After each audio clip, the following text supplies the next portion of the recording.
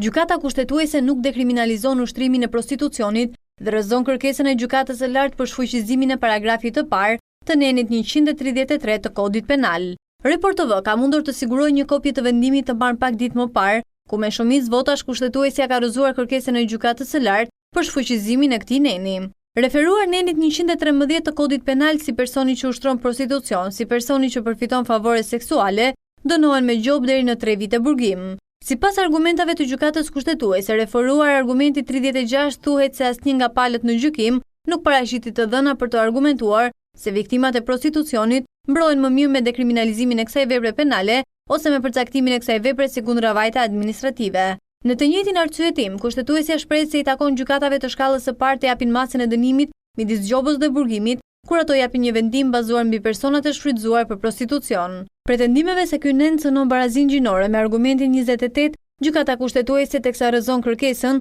shpjegon se neni 113 i KP-s nuk përmban diferencim në përcaktimin ligjor, pasi dënon autorët e prostitucionit që mund të jenë femra ose meshkuj. Për më tepër, dispozita dënon subjektet, kategoritë e meshkujve dhe femrave që ushtrojnë prostitucion me vullnet të lirë. Kërkesa e gjykatës së lartë për dekriminalizimin e nenit 113 të Kodit Penal për veprat penale që lidhen me prostitucionin u shqyrtua në seancën e 23 prillit në kushtetuese, e cila me vendimin e saj lë në fuqi dënimin si për femrat e shfrytzuara, si për përfituesit e favoreve seksuale.